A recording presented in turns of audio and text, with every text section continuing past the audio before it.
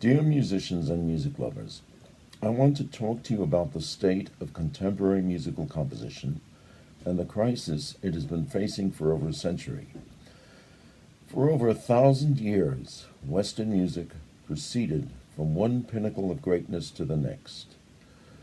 From the plain song of the early Middle Ages through Brahms, an unbroken strain of musical excellence and spiritual truth wended its way across the centuries. Western music sustained itself in a symbiotic relationship with Western society until it spread beyond the borders of Europe to become the music of the world. Men died horribly of pestilence and at the hands of their fellow men. They lived in filth and squalor. The rediscovery of science had barely begun. The politics and governance of the day were guided by prejudice, superstition, and cruelty, as they always are, I guess. Medicine was a sick joke, cosmology was a fabulous lie, life was short and bitter, and the world view of the time emphasized the hereafter as a relief from the miseries of daily life and the true goal of man's existence. Music transcended the ugly realities of day-to-day existence to reify the godhood of the human spirit and give mankind a glimpse of heaven. It put us in touch with the immanent godhood that belongs to each of us. It put us in touch with God. And then something began to happen. As the sciences emerged, as the Enlightenment held out hope for the earthly betterment of mankind, and as secular materialism became the dominant worldview in the West, music gradually abandoned its proper methodology and function. It descended from a spiritual necessity to a diversion, and then to a negation and an intellectual plaything. By the 20th century, it had lost much of its hold on society, thanks in part to the radio and the phonograph, and society had lost much of its esteem for music, thanks to the behavior of composers. The resultant vacuum was filled, however imperfectly, by a popular music that ran the gamut from smarmy and mawkish insipidity to revolting hatefulness, and also by the development of the electronic gadgetry that today exercises the thumbs of the young. Music, I believe, is essentially a quasi-religious discipline. Like religion, it deals with unseen things in an intuitive rather than directly empirical manner. It has its own truths, and even though these truths are usually not subject to objective verification as are scientific truths, they are nonetheless eternally valid, in contrast to the often tentative conclusions of science. Music offers us certainty. Musical truths are abstract ideas and ideals. They are Platonic forms, and they owe their existence to the inner world of the human spirit. They are subject only to the restrictions imposed by the human psyche, the human ear, and the basic laws of acoustics. Like life itself, music cannot exist outside of its restrictive boundaries. Beyond these boundaries, music becomes something other than music, for better and for worse. Perhaps a new art with its own truths and ideals, but it fails to serve the traditional spiritual functions of real music, without which mankind cannot exist as anything but a brutish animal with technology. No amount of intellectual sophism, however clever, can change this. Since the scientific revolution and the Great War, music has arrogated to itself some of the trappings of science. In the process, it has lost its audience, its true function, and its soul. Consider for a moment the nature of science. In contrast to music, science demands cold, hard proof and frowns upon subjectivity, although it has been observed that science does, in fact, require a certain degree of intuitive understanding. With the abandonment of religion as a worldview in favor of secular materialism, intuitive sensibility began to go out of fashion amongst musicians, and composers began to judge music according to what they perceived as the standards of science.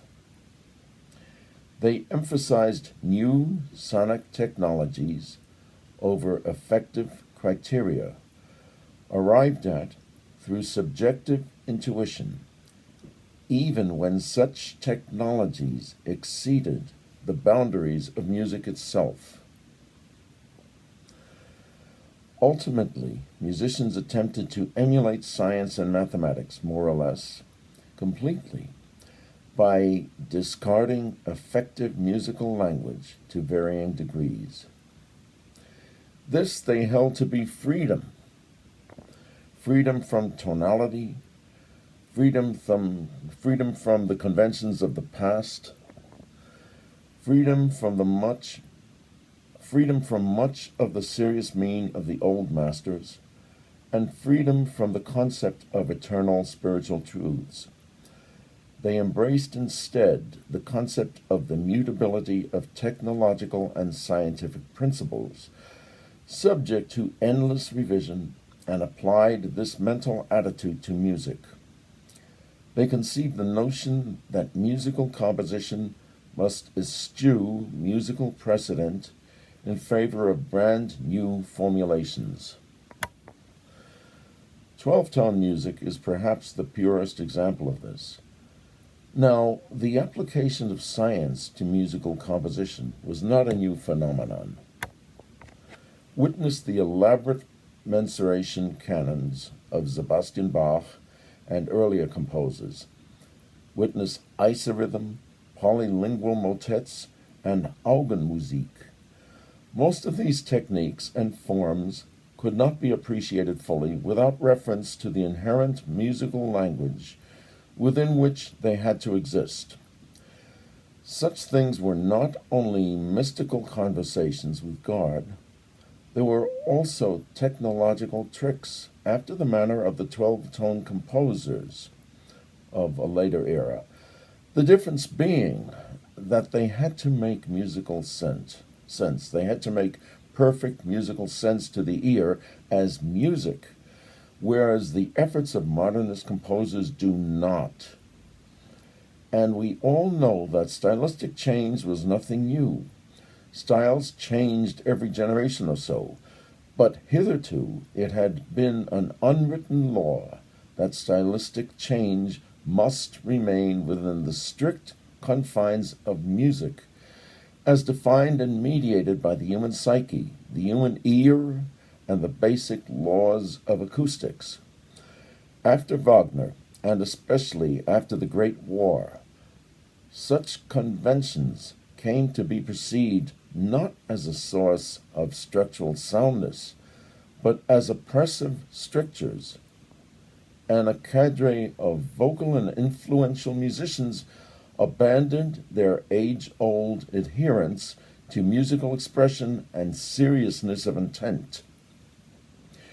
Attempts to legitimize aleatoric music, so-called, only reaffirmed the rejection of subjective sensibility and affect. One of my teachers observed, with much justification, that aleatoric music and atonality tend to sound pretty much alike. When I was studying composition, I once observed an individual writing notes down on music paper at an extremely rapid pace, such as one would associate with Mozart and Telemann. When I asked whether this individual could actually hear these notes, I was told that the answer was no, that this was an aleatoric composition, dependent completely on chance, like the casting of dice. I was horrified. I still am.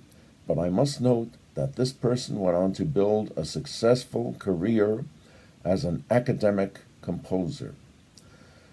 Let me observe in passing that the composition of a canon under the harmonic system is an act of the utmost difficulty, requiring as it does a multi-dimensional manipulation of one's musical material. In the world of atonality, it requires nothing more than a pen and music paper, and an ample supply of contempt. Handel once contemned gallant musical composition, saying that his cook could do as well as a composer of gallant music. Well, Handel's cook would have been quite at home in the modern era as a composer of modernist canons and aleatoric symphonies, and this alone should cause us to question the present state of establishment musical culture. For if artistic creation does not involve both the mind and the affective sensibility to the fullest extent, one may justifiably question whether it is in fact artistic creation or something else entirely. Nevertheless, I must acknowledge that a great deal of modern music demands a superlative degree of musicianship, intellectual rigor, and technical dexterity. One cannot but admire the musicians who are able to play and sing this stuff. And there are contemporary composers who have remarkable powers of discrimination and musical intellect. But as far as I can see, the rewards they garner from their art are mostly intellectual rather than affective. They seek the joy that one can derive from a mathematical formulation, rather than from the numinous transfiguration of effective music making. So it appears to me. My soul craves such transfiguration, such direct communication with one's innermost soul and with the Platonic forms. I consider it essential that the musical establishment cease to discourage modes of composition that aim to achieve this, and it is this, rather than any animus towards accepted contemporary musical idioms, that motivates me to advocate a return to the old aesthetic tenets. We can have multiple approaches to the organization of notes, or, if you prefer, of sounds. And before you dismiss my rantings as neo-Artusianism, consider that I am speaking not of new musical usages or violations of first practice counterpoint, or of new styles of composition, but of what I hold to be a radical and destructive revolution that has been in place for well over 100 years, the monopoly of which must be broken if newly composed music is again to offer spiritual sustenance to the soul of mankind. The destruction of the old art did not happen overnight. Before tonality all but gave up the ghost, music began to exhibit other ills, the growth of materialism and of democratic principles, together with the emergence of mass audiences, otherwise most welcome developments, meant that music had to appeal to secularly minded rather than religiously oriented audiences. Such audiences, with some notable exceptions, wanted to be entertained rather than confronted with their own mortality and the august face of God expressed in sound.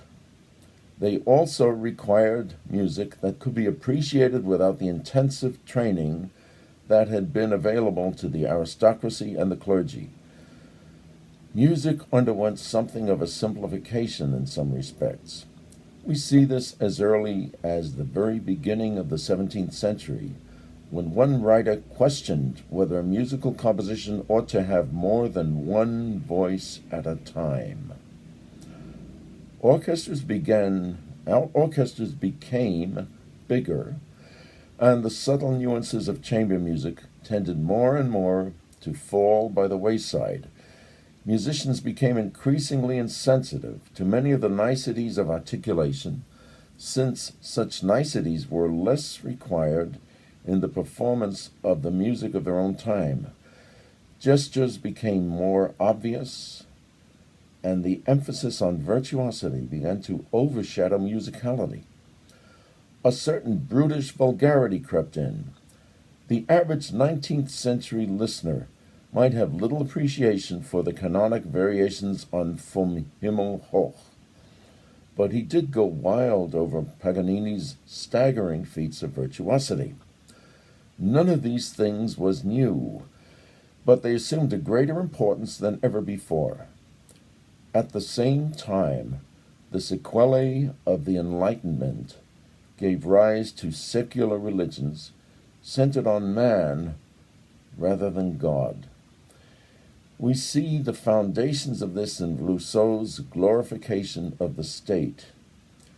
We see it in the French Revolution, which was founded on his ideas, and in Beethoven's Ninth Symphony, which itself traces its roots to the hymns to reason of Robespierre's France.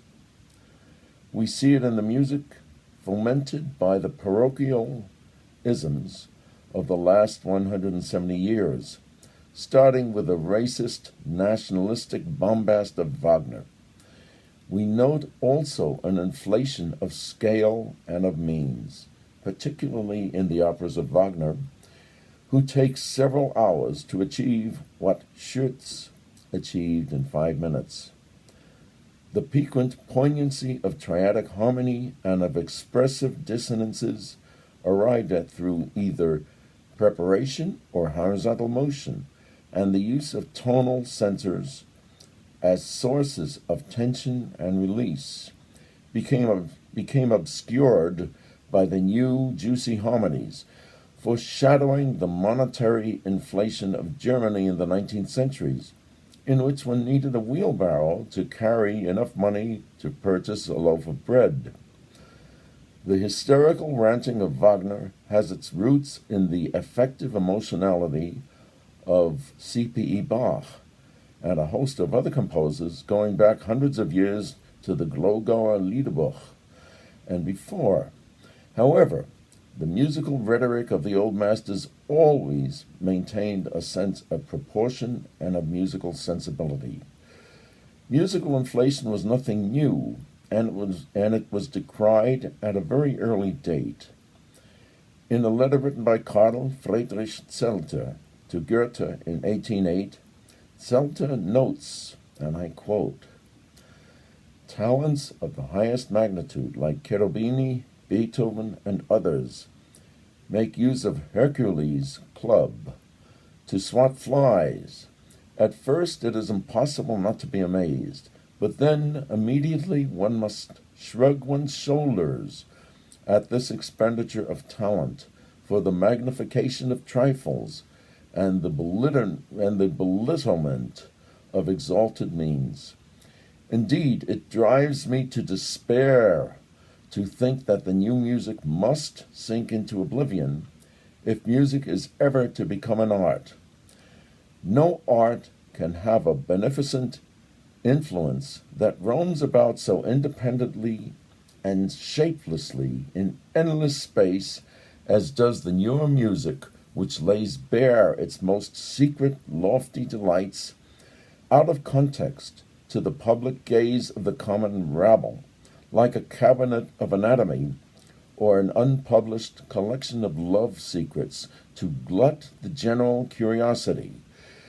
Let the composers of earlier centuries be criticized at will, for who is perfect? Yet they never threw art away, never sacrificed the inner sanctum.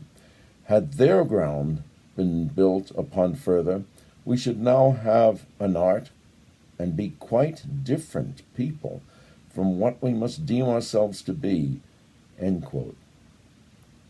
The reaction to the inflationary excesses of Wagnerism had to come, and when it did, it all but destroyed music as a living art.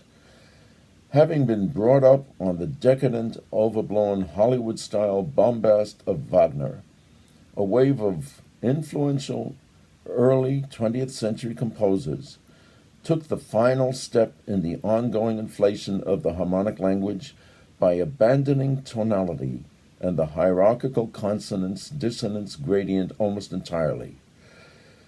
This step was but a logical consequence of Wagner's harmonic and tonal inflation carried to the nth degree. If all sonorities are equal, then none has any meaning. The erosion of the old musical spirituality, weakened by the misapplication of discoveries of Galileo, who displaced mankind from the center of the universe, and by the research of Darwin, Einstein, and Freud, had so impaired the faith-based musical sensibility that had previously sustained music that all things seemed possible. The Great War and its sequelae confirmed and proclaimed the normlessness of modernism. Bereft of the promise of both religious and secular salvation, men fell prey to an all-pervasive spiritual disillusionment. Nihilism, Dada, anomie, and camp became the watchwords of contemporary thought. Nothing seemed to matter anymore. The disbelief in tonal centers, harmonic hierarchies, and the purposeful structure of sonata form all reflected the spiritual anomie of the times. How many contemporary compositions can be said to have a beginning, a middle, and an end?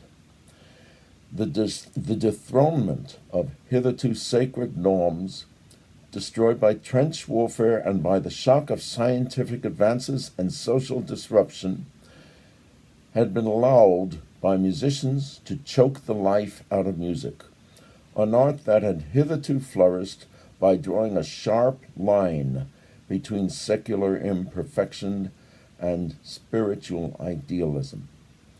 At the same time, the growth of modern musicology gave us ready access to virtually every musical style that has ever been notated, and thereby led to the feeling that all possible musical styles had been exhausted. Moreover, the music of the old masters was so wonderfully good that composers despaired of competing with them through the writing of tonal music.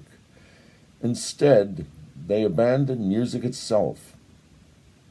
This abandonment seemed at the time a logical reaction to the new normlessness, hence atonality, the renouncement of the old serious mean, and the breakdown of musical consensus. And so, what we call classical music lost both its audiences and its societal functions. The universities and foundations stepped in to breathe life into its corpse. Perversity and naughtiness became the watchwords of the day in high culture. When I was a graduate student in the 1960s, a young composer took pleasure in the fact that even though his music had not pleased me, it had at least actively disgusted me. The old aesthetic spirituality of musical expression had been replaced by a malicious and amoral hatred and a desire to do harm. Today, contemporary music has mostly retreated from the severe and contemptuous sterility of the 1960s, when serial music reigned supreme. But to this day, most modern composers still consider it their obligation to introduce enough gibberish and camp into their music to prove that they are members of the club. And God help the budding composer who comes to class with a quartet in F major, a real F major with tonal centers, thematic development, and a beginning, a middle, and an end, rather than a piece that throws in a few jokey references to triadic harmony and key relationships as a gesture towards pleasing the Philistine concertgoers who do not recognize such contemporary composers as the legitimate inheritors of the traditions of the old masters.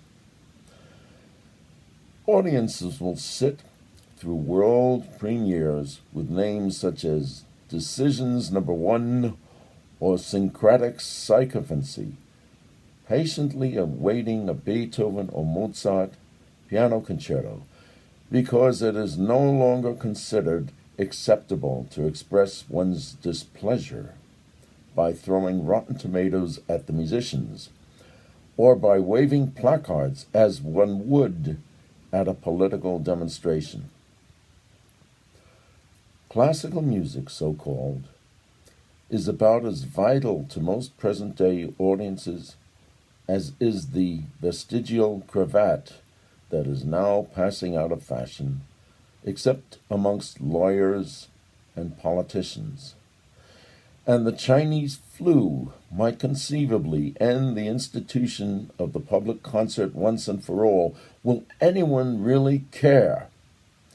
There is a feeling held by some very knowledgeable people that Western music has exhausted itself, and music students are brainwashed from the very beginning of their careers to believe that it is taboo to compose in a way that embraces the age-old affective spirituality of Western music, something which requires a return to earlier musical values and even to older musical styles. And the modernist denigration of musical affect has spread to many of those who proclaim themselves members of the early music movement.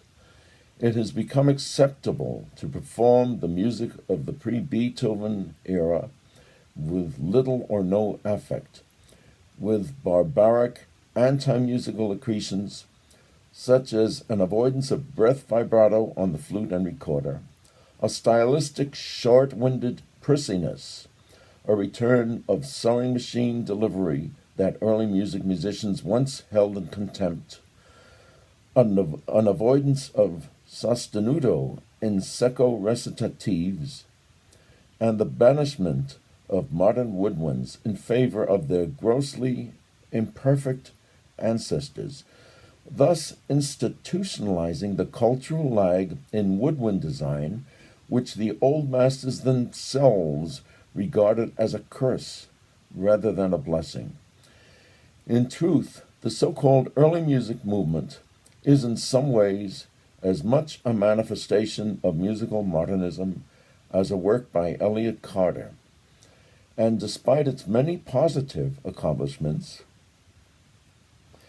it is also a symptom of the decline of Western musical composition. There are some amongst us who dare to flout convention by reviving older musical styles, either out of the box, as it were, or as points of departure for use in contemporary composition. I, for one, argue that since most or all of the compositional techniques of music making appear to have been discovered, it is therefore incumbent upon contemporary composers to undertake such a revival. There is even a name for it, and an article in Wikipedia, musical historicism. Now, I am not condoning servile imitation of older styles, nor do I pretend that stylistic evolution must cease. Nor do I approve of such things as Paderewski's Minuet in G. Rather, I am advocating the resumption of the ancient way of thinking about music making in general, and musical composition in particular. The use of older musical styles is not new. The distinctions between first and second practice, and between the learned and galant styles, date back hundreds of years. Let us reflect upon the fact that Sebastian Bach's Art of the Fugue was composed several years after Pergolesi's La Serva Padrona, and that composers such as Schubert and Czerny wrote fugues in the old learned style, thus giving the lie to such distinctions as Baroque and classical. It is entirely possible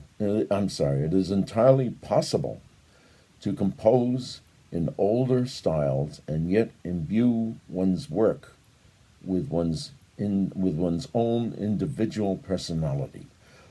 Nor is it necessary to adhere slavishly to older styles. Rather, it is essential that our newly composed music remain congruous with the old and eternal spiritual values and intents. I have little use for slavish attempts to imitate the old masters.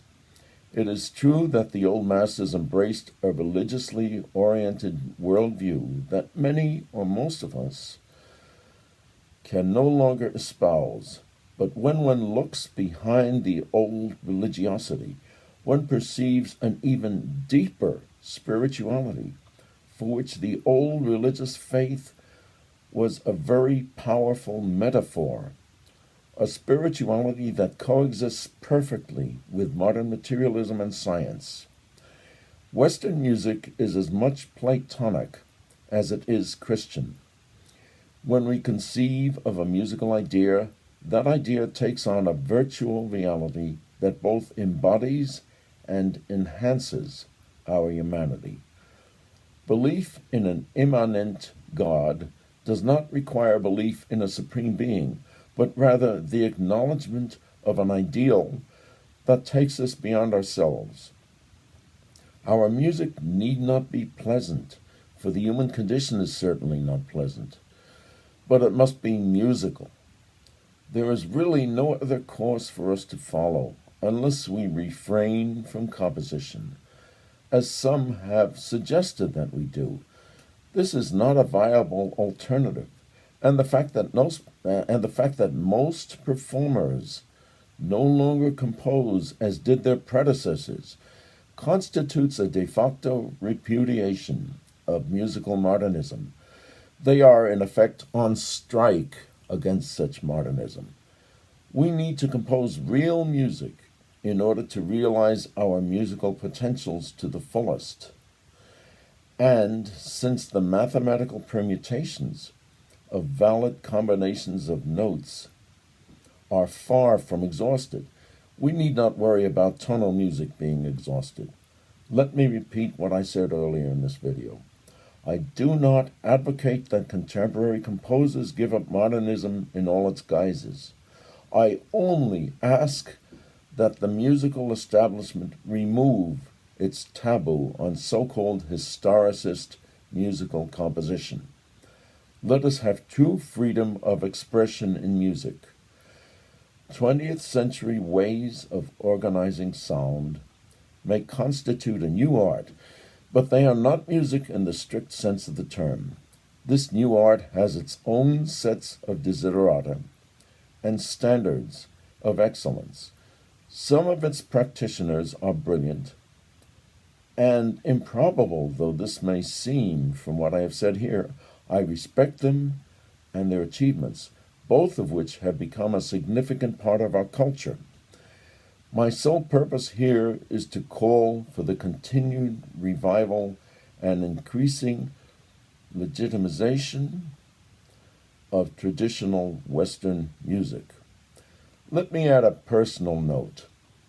I earned my degrees at Columbia University, which was then a hotbed of dodecaphony. Harmony and counterpoint were taught, to be sure, but we were told in no uncertain terms by most of the faculty, Otto Luning and a couple of others accepted, that we were never, ever to compose in older styles outside of the classroom, lest we be derivative.